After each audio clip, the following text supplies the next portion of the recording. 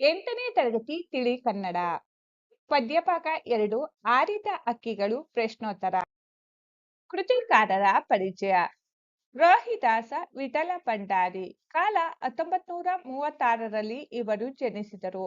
ಸ್ಥಳ ಉತ್ತರ ಕನ್ನಡ ಜಿಲ್ಲೆಯ ಹೊನ್ನಾವರ ತಾಲೂಕಿನ ಕೆರೆಕೋಣ. ಕೃತಿಗಳು ಕಣ್ಕಟ್ಟೆ ಕಾಡೆಗೂಡೆ, ಕೊಲೆಗಾರ, ಪತ್ತೆ ಆಗಲಿಲ್ಲ, ಹದ್ದುಗಳು ಮುಂತಾದವು. ಪ್ರಶಸ್ತಿಗಳು ವಾಜೇಂದ್ರ ಶಿಕ್ಷಕ ಪ್ರಶಸ್ತಿ, ಜಿಲ್ಲೆ ಮತ್ತು ರಾಜ್ಯ ಶಿಕ್ಷಕ ಪ್ರಶಸ್ತಿಗಳು, ಶಿಶು ಸಂಗಮೇಶ ದತ್ತಿ ಪ್ರಶಸ್ತಿ, ರಾಜ್ಯ ಸಾಹಿತ್ಯ ಅಕಾಡೆಮಿ ಪ್ರಶಸ್ತಿಗಳು ಇವರಿಗೆ ಲಭಿಸಿವೆ. ಪ್ರಸ್ತುತ ಆರಿದ ಹಕ್ಕಿಗಳು ಕವನವನ್ನು ಅವರ ಹದ್ದುಗಳು ಕವನ ಸಂಕಲನದಿಂದ ಆಯ್ದುಕೊಳ್ಳಲಾಗಿದೆ. ಪದಗಳ ಅರ್ಥ: ಅಳೆದು, ತೂಗಿ, ಬಳುಕಿ, ಕುಲುಕು, ಅಲುಗಾಡು, ಒಯ್ಯಾರ.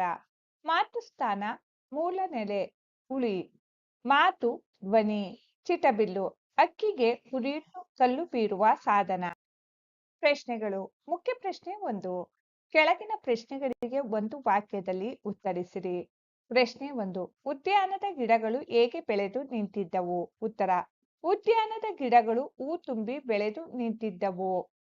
ಪ್ರಶ್ನೆ ಸಂಖ್ಯೆ 2. ಬಣ್ಣ ಬಣ್ಣದ ಹಕ್ಕಿಗಳು ಏಕೆ ಉಲಿಯುತ್ತಿದ್ದವು? ಉತ್ತರ: ಬಣ್ಣ ಬಣ್ಣದ ಹೂಗಳನ್ನು ಕಂಡು ಬಣ್ಣ ಬಣ್ಣದ ಹಕ್ಕಿಗಳು ಉಲಿಯುತ್ತಿದ್ದವು.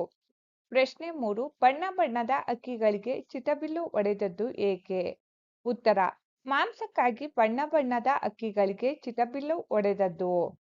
ಪ್ರಶ್ನೆ ಸಂಖ್ಯೆ 4. ಬಣ್ಣ ಬಣ್ಣದ ಹಕ್ಕಿಗಳು ಉದ್ಯಾನದಿಂದ ಹಾರಿ ಹೋದದ್ದು ಏಕೆ? ಉತ್ತರ: ಮಾಂಸಕ್ಕೆಂದು ಬಣ್ಣ ಬಣ್ಣದ ಹಕ್ಕಿಗಳಿಗೆ ಚಿಟಬಿಲ್ಲು ಹೊಡೆದದ್ದರಿಂದ ಅವು ಉದ್ಯಾನದಿಂದ ಹಾರಿ ಹೋದವು. ಪ್ರಶ್ನೆ 5. ಹಾರಿಹೋದ ಹಕ್ಕಿಗಳು ಸಮಯ ಬಂದರೆ ಏನು ಮಾಡಬಹುದು? ಉತ್ತರ: ಹಾರಿಹೋದ ಹಕ್ಕಿಗಳು ಸಮಯ ಬಂದರೆ ತಿರುಗಿ ಬೀಳಬಹುದು.